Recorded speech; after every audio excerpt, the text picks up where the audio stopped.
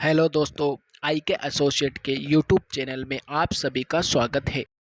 जी हाँ friends, GST registration से related एक मोस्ट अवेटेड क्लेरिफिकेशन और सर्कुलर जो है वो इशू किया गया है।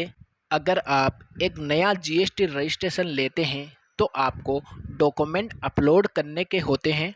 वो कौन से हैं, वो कहाँ पर लिखे गए हैं, यहाँ आप देखेंगे कि इंस्ट्रक्शन इशू किया गया था।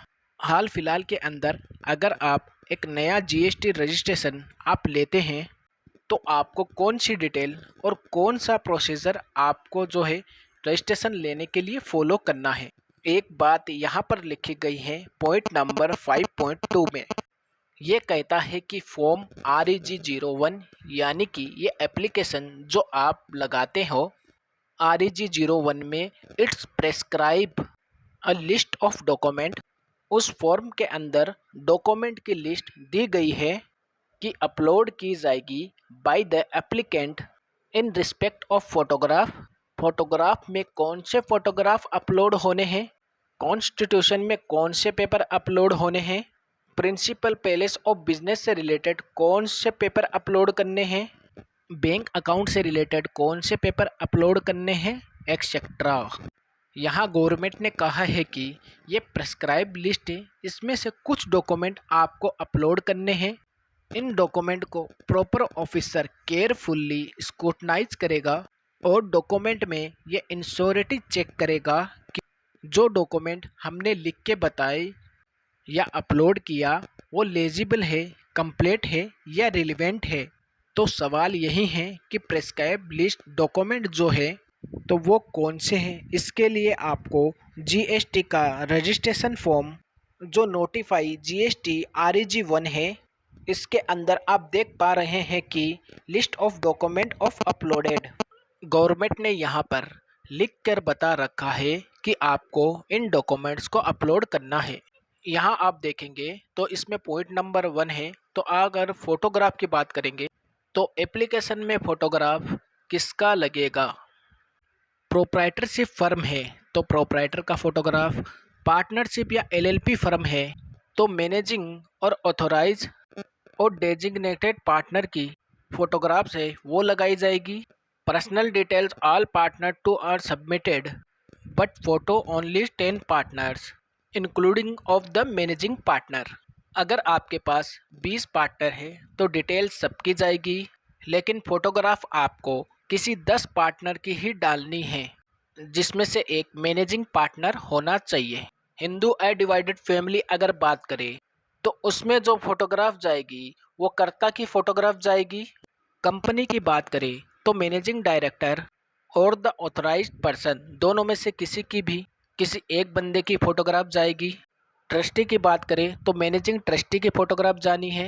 Association of person, body of individual की अगर बात करें इसमें मेंबर ऑफ मैनेजिंग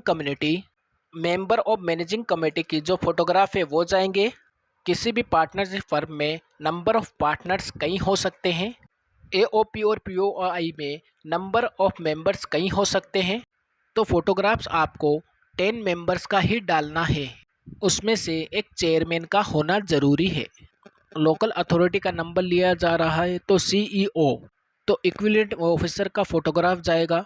स्टेटरी बॉडी है तो चीफ एग्जीक्यूटिव ऑफिसर और री इक्विवेलेंट, इन दोनों में से किसी एक बंदे का फोटोग्राफ जाएगा। और अदर्स कैटेगरी में अगर आप जाते हैं तो जो भी इंचार्ज है उस इंचार्ज का फोटोग्राफ जाएगा जो सारे काम का देखरेख करेगा। फोटोग्राफ से रिलेटेड ये डॉक्यूमेंट इन्होंने क्लेरिफाई करे। अब दूसरा है constitution of business. Constitution of business है मतलब आप प्रोप्राइटरशिप में कर रहे हैं, पार्टनरशिप में कर रहे हैं, अकॉर्डिंगली कौन से डॉक्यूमेंट्स लगेंगे। तो यहाँ इन्होंने लिखा है partnership deed in case of partnership firm, registration certificate, constitution in case of society. अगर आपका सोसाइटी का काम है, सोसाइटी बनाकर अगर आप जीएसटी में रजिस्ट्रेशन होना चाहते हैं तो सोसाइटी रजिस्ट्रेशन का सर्टिफिकेट आपके पास होना चाहिए, या सोसाइटी बनने का जो प्रूफ है, बायलॉज वगैरह है, वो आप दे सकते हैं। Trust, club, government department, associate of person, body of individual, local authority या ट्यूटरी बॉडीज, अदर्स। यानी जो रजिस्ट्रेशन सर्टिफिकेट है या प्रूफ ऑफ कॉन्स्टिट्यूशन है। आपको सारे डॉक्यूमेंट जैसे जैसे एप्लीकेबल है इनटू दैट एप्लीकेबिलिटी आपको चीज़ें देखना है। जैसे स्टैट्यूटरी बॉडी की हम बात करें या आपकी कोई कंपनी है या आप वहाँ पर जो रजिस्ट्रेशन सर्टिफिकेट आरओसी का है वो दे सकते हैं। आप एमओसी एमओए एओए जो है वो अपलोड कर सकते हैं। तो कॉन्स्टिट्यूशन के लिए ये डॉक्यूमेंट इन्होंने लिख के बताए। इसके बाद जो इम्पोर्टेंट लिस्ट ऑफ डॉक्यूमेंट है वो है address proof. Proof of principal place of business में कौन सा डॉक्यूमेंट आप डालते हैं। जिस जगह पे आप काम कर रहे हैं, जिस प्रीमाइसेस पे आप काम कर रहे हैं वो आपके खुद का है तो any document in supported of ownership in any document, कोई ऐसा डॉक्यूमेंट जिससे ये प्रूफ हो कि वो आपका ही है, आप ही उसके मालिक हो। जैसे इन्होंने बता रखा है लेटेस्ट प्रॉपर्टी टैक्स रिसिप्ट, जो आपके प्रॉपर्टी का टैक्स नगर निगम में होता है वो आप ले सकते हैं, लेकिन वो लेटेस्ट होना चाहिए। तो लेटेस्ट कितना, 1 महीने 2 महीने 4 महीने कोई दिक्कत नहीं है। और म्युनिसिपल खाता कॉपी होने चाहिए आपके पास अगर ओनरशिप डॉक्यूमेंट है तो, या फिर आपके पास इलेक्ट्रिसिटी बिल आना चाहिए उस सेम प्रीमाइसेस का। तो आपको ओनरशिप डॉक्यूमेंट में ये चीज़ें आपको अपलोड करनी है। अगर वो रेंटेड प्रीमाइसेस है या लीज प्रीमाइसेस है, आपने अगर किराए पर ले रखा है तो वैलिड लीज एग्रीमेंट या rent agreement with any document in support the ownership of the premises. यानी मान लो ए और बी के अंदर एक रेंट एग्रीमेंट होता है, करार होता है रेंट के अंदर। अब ए लेने जाता है जीएसटी में रजिस्ट्रेशन और उसने दिया है अब रेंट एग्रीमेंट जिसमें ओनर का नाम लिखा है बी और टेनेंट का नाम लिखा है ए। तो गवर्नमेंट ने कहा ये रेंट एग्रीमेंट दो और साथ में बी का ओनरशिप डॉक्यूमेंट दो जिससे पता चले ये बी का ही है, यानी बी का ही ओनरशिप है इस प्रीमाइसेस का। ऐसी प्रूफ दो जिसके नाम पर बी की प्रॉपर्टी टैक्स रिसिप्ट होगी या म्युनिसिपली खाता कॉपी होगी या इलेक्ट्रिसिटी बिल होगी, तो ये देना होगा। अगर ना तो वो प्रीमाइसेस है ना वो रेंटेड है, लीज है, किसी के कंसेंट पे आपने ले रखा है तो इसमें कवर किया है, तो यहाँ आपको ले लेना है consent letter in support of ownership of premises. जो कंसेंट दे रहा है वो उसी का है और उसी के हक में है, तो उसके रिलेटेड में उसका ओनरशिप डॉक्यूमेंट जैसे म्युनिसिपल खाता कॉपी, टैक्स रिसिप्ट या इलेक्ट्रिसिटी बिल।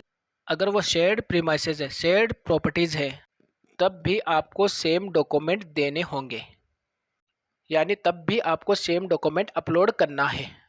अब ये सबसे ज़्यादा इम्पोर्टेंट है कि अगर रेंट एग्रीमेंट नहीं है आपके पास तो आप एक हल्फनामा दे सकते हैं, एफिडेविट भी सबमिट कर सकते हैं अलोंग द ओनरशिप डॉक्यूमेंट।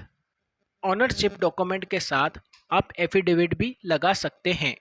अगर आपका principal place of business SEZ में है तो जो सरकार डॉक्यूमेंट देती है SEZ यूनिट डेवलपर को, वो डॉक्यूमेंट आप दे सकते हैं। बैंक के लिए अगर हम कहें तो बैंक पासबुक की कॉपी या कैंसल चेक अपलोड किया जा सकता है। बहुत इम्पोर्टेंट, अगर रजिस्ट्रेशन लेने आप जाते हो तो आपको समस्या आती है तो ऑफिसर आपसे बोलते रहते हैं ये डॉक्यूमेंट अपलोड करो, ये डॉक्यूमेंट अपलोड करो, तो आप पूछोगे कहाँ लिखा है, तो ये यहाँ पर लिखा है ये डॉक्यूमेंट आपको अपलोड करने हैं।